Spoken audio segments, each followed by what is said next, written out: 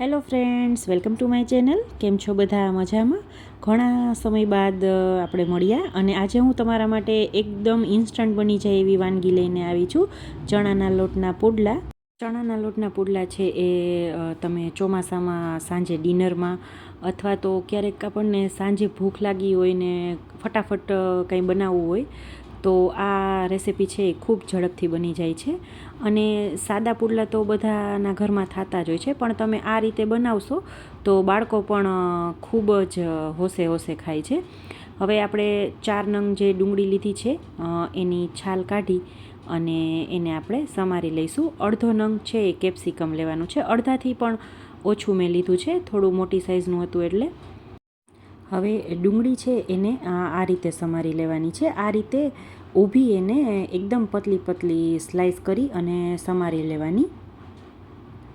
તમે જોઈ શકો છો જે રીતે હું સમારી રહી છું એ રીતે સમારી લેવાની. બને એટલી પતલી સ્લાઈસ કરવાની, જેથી આપણે જ્યારે એને છૂટી કરશું તો જે એની સ્લાઈસ છે એકદમ સરસ છૂટી થઈ જશે અને એકદમથી મોઢામાં નહીં આવે. આપણે ચણાના લોટનું પુડલું જ્યારે પાથરશું તો ઇઝીલી એમાં સારી રીતે ચોંટી જાય છે. હવે આ રીતે આપણે એને ડુંગળીને આ રીતે કરી અને સ્લાઈસ છે એ અલગ કરી નાખવાની, જેથી ડુંગળીનું જે પડ છે એની સ્લાઈસ છે એ અલગ થઈ જશે. અને જો તમે પતલી સમારી હશે તો ફટાફટ એ થઈ જાય છે અલગ. એટલે આ રીતે એને સમારી લેવાનું. અને હવે બધી ડુંગળીને આપણે આ રીતે થોડું થોડું હળવા હાથે તમે કરશો ને તો પણ એકદમ સરસથી છૂટી થઈ જાય છે. તો આ રીતે આપણે રેડી કરી લેવાની ડુંગળીને. હવે ટામેટાં છે એને પણ આપણે થોડા લાંબી સ્લાઇસમાં જ કટ કરી લેશું. આ રીતે વચ્ચેથી અડધું કાપી અને આ રીતે લાંબી લાંબી એની સ્લાઇસ કરી લેવાની.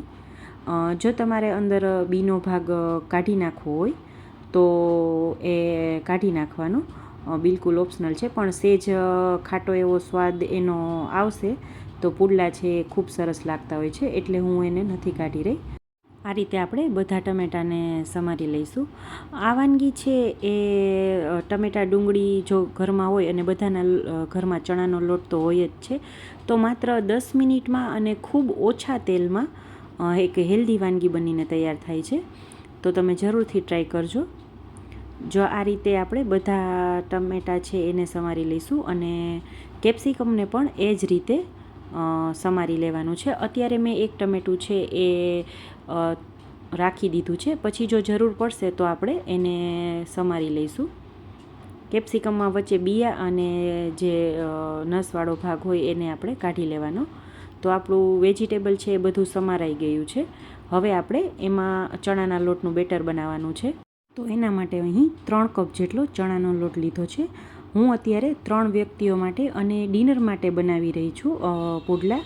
તો 3 વ્યક્તિઓ માટે ઇનફ થઈ જાય છે. તમે એને પેટ ભરીને ખાઈ શકો છો એટલા બનશે. તો 3 કપ છે એ ચણાનો લોટ લઈ અને એમાં અડધી ટેબલ સ્પૂન જેટલું મરચું એડ કરવાનું છે. અડધાથી ઓછી ટેબલ સ્પૂન જેટલી હળદર એડ કરવાની છે. ત્યારબાદ એમાં ધાણા જીરું એડ કરીશું. 1 ટીસ્પૂન જેટલી હિંગ એડ કરવાની છે અને સ્વાદ પ્રમાણે મીઠું એડ કરવાનું છે. તો એકદમ રૂટીન મસાલા સાથે આપણી આ વાનગી છે એ બનીને રેડી થશે. હવે બધા મસાલા છે એને આપણે સારી રીતે મિક્સ કરી દઈશું ચણાના લોટમાં, જેથી સારી રીતે મિક્સ થઈ જાય. અને હવે થોડું થોડું પાણી એડ કરી અને આપણે એને બેટરને રેડી કરી લેવાનું છે. બેટરને તમે જેમ એક જ ડાયરેક્શનમાં ફેરવશો તો એમાં ગાંઠા છે એ ઓછા બનશે. તો બને ત્યાં સુધી ચણાના લોટનું કોઈ પણ વાનગી તમે બનાવો તો એને બને ત્યાં સુધી આ રીતે બેટર બનાવતા હોય તો એક જ ડાયરેક્શનમાં ફેરવવું, જેથી એમાં લમ્સ છે એ ઓછા થાય. હવે સારી રીતે એને મિક્સ કરી લેવાનું. પાણીનો ઉપયોગ આપણે કરશું, પણ જ્યાં સુધી થોડું ઘાટું હશે ને ત્યાં સુધી એકદમ લમ્સ જો થોડા પણ હશે ને તો એકદમ ફટાફટ ભાંગી જાય છે. એટલે પાણી આપણે બાદમાં એડ કરીશું, પહેલાં સારી રીતે એને મિક્સ કરી દઈશું. જો તમે જોઈ શકો છો એક જ સાઈડમાં ફેરવશું ને તો ચણાનો લોટ છે એ એકદમ સરસ ફૂલાઈ અને રેડી થતો હોય છે. તો ચણાના લોટની વાનગી છે એને સારી રીતે ચણાના લોટને જો ફેટશું ને તો બહુ સરસ બનતી હોય છે. હવે એમાં આપણે પાણી એડ કરી અને બેટરને થોડું ઢીલું કરી લઈશું. તમે જોઈ શકો છો બિલકુલ પણ લમ્સ નથી પડ્યા. તમે આ રીતે એક જ ડાયરેક્શનમાં ચલાવશો ને તો ચણાના લોટનું બેટર છે એ ખૂબ સરસ બનીને રેડી થાય છે.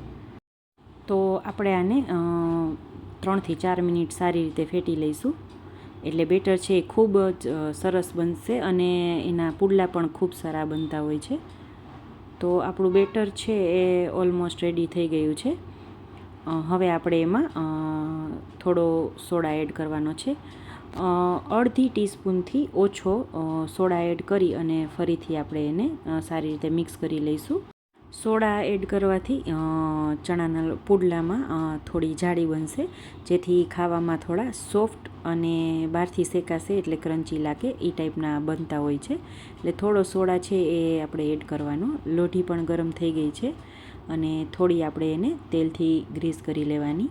તેલ એડ કરી અને આપણે એને કપડાથી આ રીતે સાફ કરી લેવાની. નહીંતર શું થશે કે જ્યારે તમે ચણાના લોટનું બેટર રેડશો તો એ પાથરવા જશો તો એ ભેગું થઈ જશે, એટલે એને થોડું આ રીતે કપડાથી સાફ કરી લેવાનું. હવે આપણે ચણાના લોટનું પુડલું 2 ચમચા જેટલું લેવાનું. આ પુડલાને થોડું આપણે જાડું રાખવાનું છે, કેમ કે આપણે ઉપર વેજીટેબલ એડ કરીશું તો એમાં સારી રીતે ચોટી જાય એના માટે.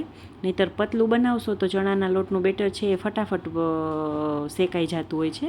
તો પાછળનો ભાગ જે આપણે વેજીટેબલ એડ કરીએ છીએ એ ફટાફટ થઈ જશે અને વેજીટેબલ એમાં ચીપકશે નહીં, એટલા માટે એને થોડું જાડું બનાવવાનું.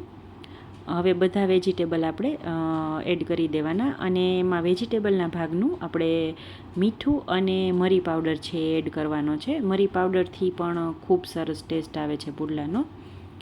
તો અત્યારે હવે આપણે બેટર વખતે આપણે ગેસની ફ્લેમ છે એ સ્લો કરી દેવાની અને હવે આપણે એને મીડિયમ ગેસ પર શેકી લેવાનું.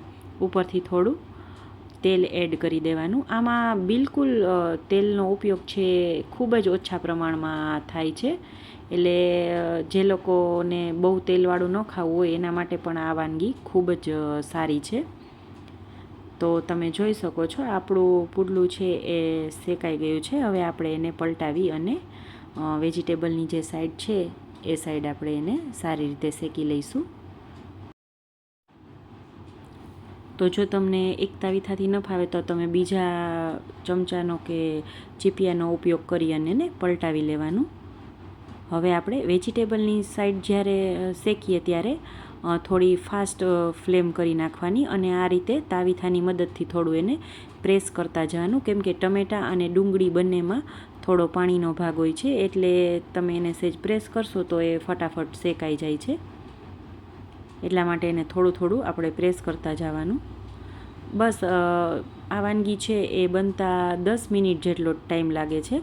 તો જ્યારે પણ તમને એવું લાગે કે ફટાફટ કોઈ વાનગી બનાવી છે તો આ વાનગી છે એ ફટાફટ ઘરમાં મટીરિયલ હોય તો બની જાય છે.